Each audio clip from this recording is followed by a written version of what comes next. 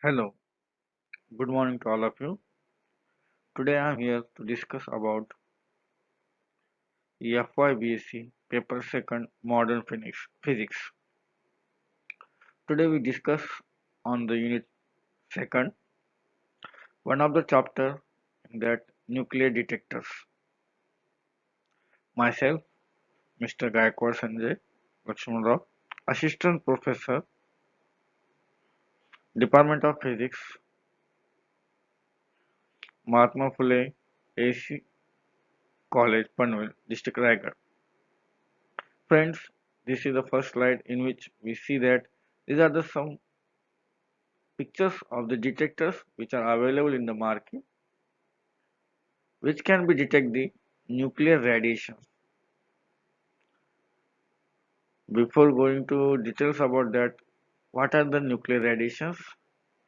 Due to the unstable of the nucleus, there is some radiation emitted from the nucleus just like alpha, beta, gamma, and these are the very high energetic particles, and it passes through the body and it's harmful for the human body or nature also. To find the or to identify or detect this nuclear radiation, we want to know the devices that can detect that radiation. And therefore, we study today nuclear detectors. There are the various types of nuclear detectors which are based on the which principle. Means we want to study the principle behind the detectors, working of the detectors, and application of detectors. From this topic, nuclear detectors, we study about the interaction between the particles and the matter. Second thing, we study the various types of detectors like ionization chamber, proportional counter, Geiger Mueller counter. From this topic, we get the outcomes as a what are the principle and working of the nuclear detectors. Also, we study the which detector is used for the identification of which particles, or you can say that radiation. Means we can find the application of different nuclear detectors. First article, according to that, between the particles and matter. There are two cases in the interaction between the particles and matter. When a collimated beam of a monoelectric particle passes through the matter, particle involved in a many interactions with the matter. Every time it loses a fraction of energy, it also suffers a small angle of scattering. What is this? When the particle is passing through the medium, high energy particle just like alpha, beta, gamma, which passes through the matter, it interacts with the matter and it loses its energy also. After some times, it stops to penetrate in the material. And this figure shows that therefore Nx is the number of particles transmitted, Nx is the number of particles transmitted and X is the absorbing matter thickness where the number of particles absorb. This the range is the one of the property of the material which is important one. Integration. Here we are taking the differentiation of this, and after that we are taking and solving this. Simplify. We say that this is equal to V0 cube is equal to R. How we can get this? By substituting the value of V0 by initial condition V0 is equal to V0 to V is equal to 0. At final state it is 0. It is not O, it is 0. mv square dv is equal to, and r is from x equal to 0 to x equal to r. Therefore, it is at initial it is 0 to r. Integration, taking integration and simplify, we get the v0 cube is directly equal to r. This equation 3 shows as a Geiger rule. Geiger is the one of the scientists which detect the Geiger Mueller detector, and therefore the equation is known as the Geiger rule, and this is applicable for the all heavy and light particles for any material and medium. Second, there are the we already discussed with that there are different types of interaction. There is a second type of interaction where the when a collimated beam of a monoenergetic particle passes through the matter in such a way that particles of the incident beam is unharmed in the absorbing matter or totally removed from the beam in a contraspotic event. Tetrascopic event. For the easily transmitted material dx, the number of particles undergoing the interaction is proportional to the number of incident particles. In this, what happens? The particle loses its number because rate of disintegration is directly proportional to the number of particles present initially, and it depends on the absorption coefficient of the material. That is, we can say that dn by dx is nothing but minus mu n of x. N of x equal to mu n0 e raised to minus mu x, where mu is the absorption coefficient, and the number of transmitted particles n of x decreases exponentially with absorbing thickness. See that at initially the number of particles are maximum, but after passing through the material, it loses to the maximum, and it depends on the absorption coefficient of the material without loss of energy. There is another interaction, or you can say that Brewster in terms derived from the Bremson to break strong lung radiation. Breaking radiation is electromagnetic radiation produced by the acceleration of charged particles when deflected by the other charged particle. Generally, what happens when one of the particles is passing through the nucleus, it loses its energy and interact with the different velocity. See that there is the electron passing through the one of the nucleus. Its energy is decreases by some energy, or it can be radiate some of the energy. See that breaking radiation means it loses its energy, and therefore its energy changes, and therefore electron has changes with its energy, therefore it loses its energy, it changes with a different velocity v2. Initially electron has the velocity v1, energy e1, but when it interacts with the another nucleus, it loses its energy, and therefore its velocity also changes and its energy also changes. This process is known as the Bremsstrahlung process. Bremsstrahlung is term derived from the Latin word bremson to break, and Strahlung means radiation. There are the different types of detectors. Detectors are nothing but it is used to detect and record the number of subatomic particles emitted in different experiments. Generally, what happens when nucleus is unstable or sometimes there is an interaction occurs and it radiates some energy, just like in nuclear reactions. And these radiations are nothing but alpha, beta, gamma radiation, X-rays, high energy particles, or you can say that it is a cosmic rays also. And to detect these cosmic rays by using different detectors. Generally, in our syllabus, we use the gas field detectors. There are some other solid state detectors also there, charge coupled detectors also there. These are the some sophisticated instrumentation. Now, in our syllabus of FIBSC, there is the gas field detectors. One of the type is the ionization chamber, second is the proportional counter, third one is GM counter. The title shows that this is the detector which work with the help of gases. The main gases are the interacting particles with the radiation. In this, there is the solid state detector. This is based on the solid state material and electrons, just like a p-n junction diode and other things. These are the fluorescent material which can be useful for detect the radiation. This is the earlier explanation of this. Because of low voltage, there is no multiple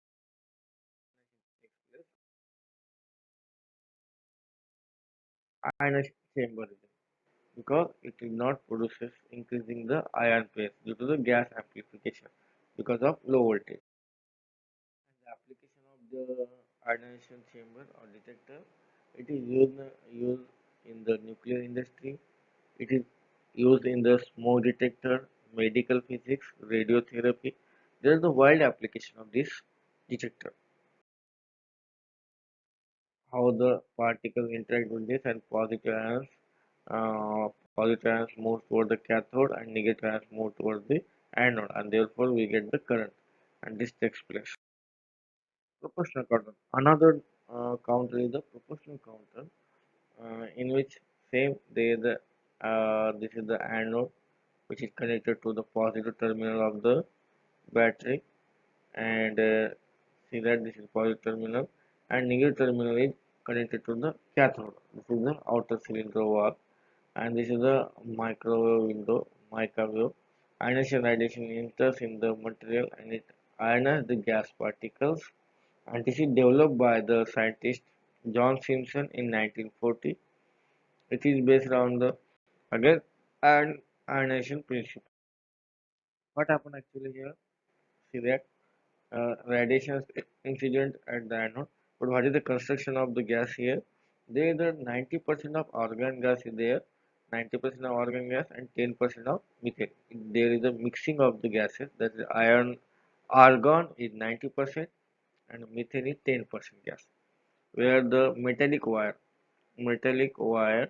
this this is acts as a cathode, and another metallic wire, this acts as a anode. Anode, see that there is connected to the positive terminal, and a cathode plate is connected to the negative terminal. When the radiation entered in the gas, it ionized the gases, and positive ions go to the anode and negative ions go to the cathode plate.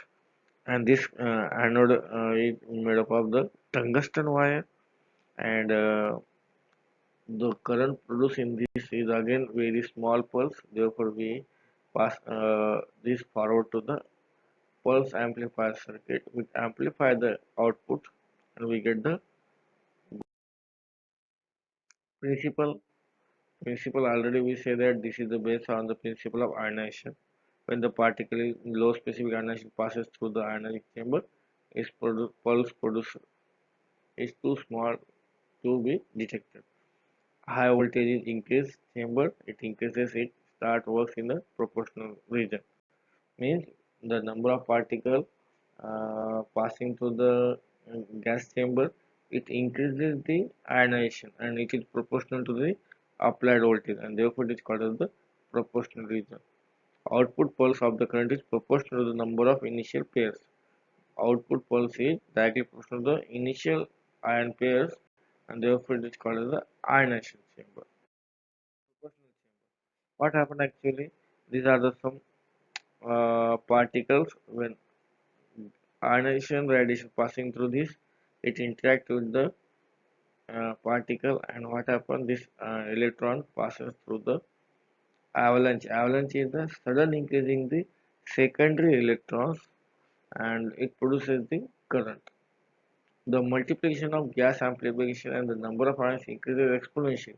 This process is called as the avalanche.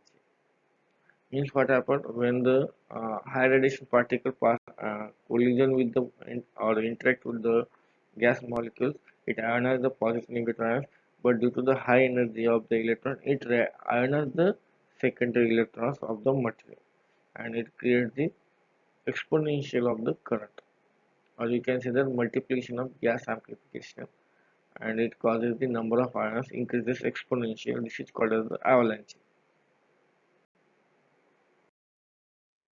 Application of proportional counter, it can be used to detect the beta and X-ray, and this is the used for the detection of fragments just like neutrons and other things.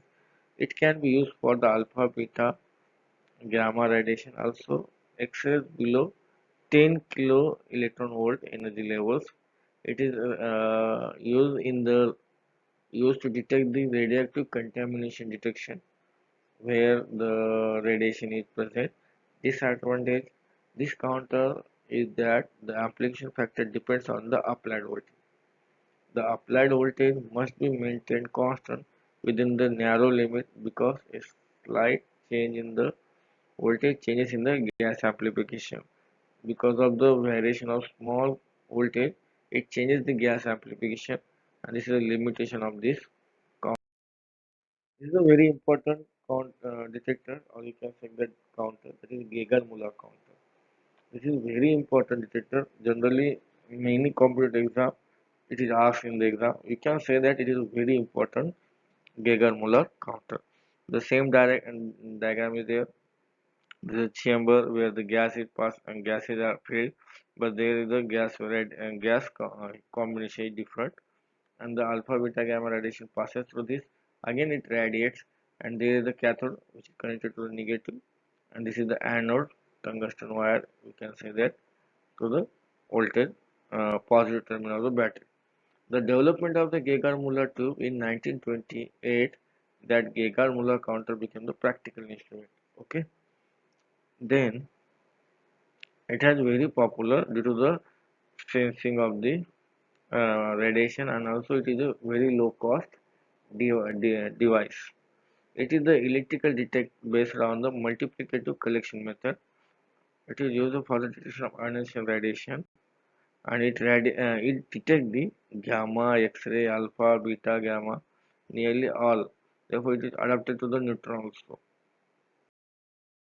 This is the fundamental diagram, just like the gas filled in the chamber, and this chamber with low pressure, that nearly zero point 0.1 atmospheric pressure inert gases filled, and the tube vary from 1 to 100 centimeter. This tube has the length of 1 to 100 centimeter, and the diameter of this tube is 0.3 to 10 centimeter in diameter, and there is the anode which is connected to the positive terminal, and this is the cathode. Cathode is connected to the negative terminal of the particle.